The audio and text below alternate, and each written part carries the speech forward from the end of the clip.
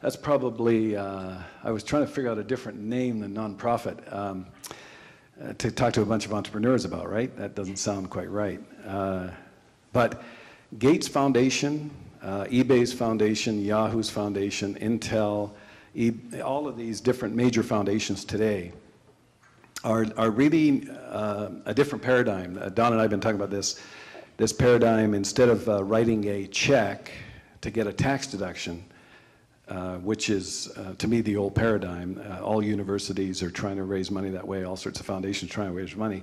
What these new foundations are saying is, if you can give me a business plan on how you can solve issues, major issues in the world, like Obama's talking about, if you guys can show us how to do that, we'll fund it. But we want it to be economically sustainable. Does that ring any bells with you guys, entrepreneurs?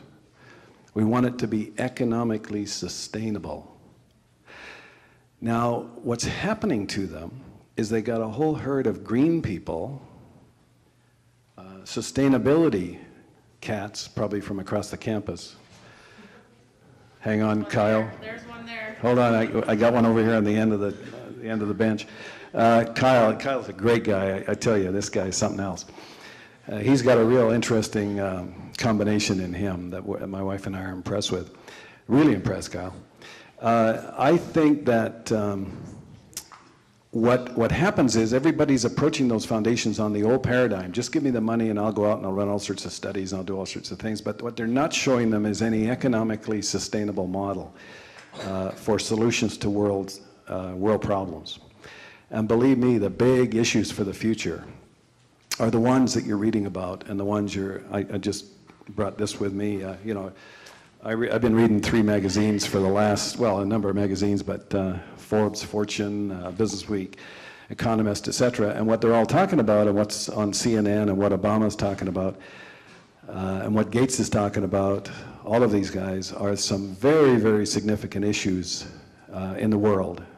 And they're willing to put up the money, billions of dollars. We had a friend up from San Francisco over the weekend for Ina's birthday, Bill and Jackie Rusher. We met in '69. He's been named in Business Week as one of the top 50 executive recruiters in the world for the high-tech industry. And Bill had said to us a number of years ago, he not only recruits the executives for all the high-tech companies, but all their foundations in the Silicon Valley. And he said they can write very large checks to solve issues that you want to solve. By the way, one of the issues we want to solve is world peace. You know, I think it's going to be a bit of a difficult job. But, you know, the first thing I guess I thought about really, and I think Ina thought about, we talked about, was, you know, you got to change this. Because if truly one couple can't change the world, you know, if we really believe that, or one person, and I mean any one of you, and you're convinced of that, then you've won. You're successful. You can't.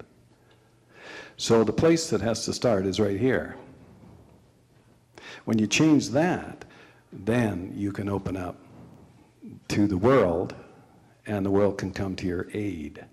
And it's amazing what you see when you change your mind.